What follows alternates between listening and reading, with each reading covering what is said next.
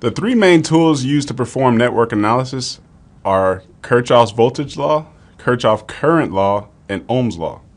With these three methods, you can solve any electronic circuit. Now we're going to begin with an example using Kirchoff's voltage law.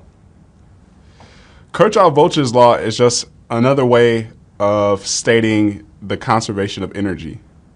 It basically says that the voltage changes in a loop always sum up to equal 0. So in this case, a loop is just a circle or a path that starts and ends at the same point. So to be able to use this method, you have to select any node in the circuit.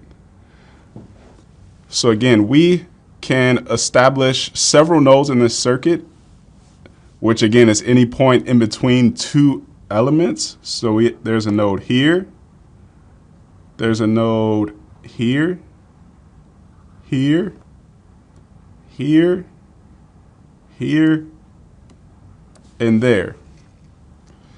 So let's select this node here. So this is the node that we're going to start our loop, and it has to be the same node that we finish. So we're going to assume the current flows this way around this loop and back there. So if we add up all the voltage changes in between in the loop, we will get this equation seen here on the left.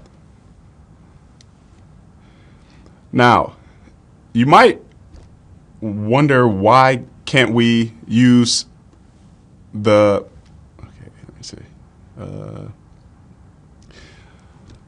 One other thing to note is, to use this theorem, there must be an independent source within your loop.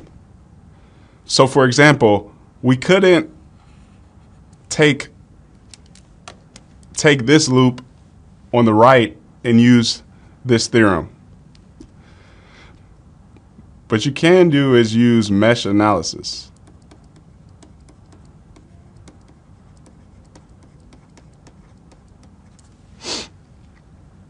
So to be able to solve for these individual voltages, V1, V2, V3, V4, V5, we also need a system of equations. And the number of equations that we need has to equal the amount of voltages, the amount of unknown voltages that we have.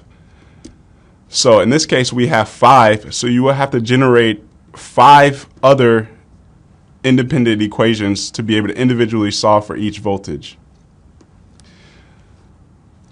So by using mesh analysis, we can derive some more system of equations by analyzing the current through each individual mesh or loop of this circuit. So we can define one current here as I1 and another current here as I2. So if we look at this first loop here, we can generate another system of equations by solving for the current I1. And it's also good to note that I1 flows through the voltage source and each of the resistances in this particular mesh.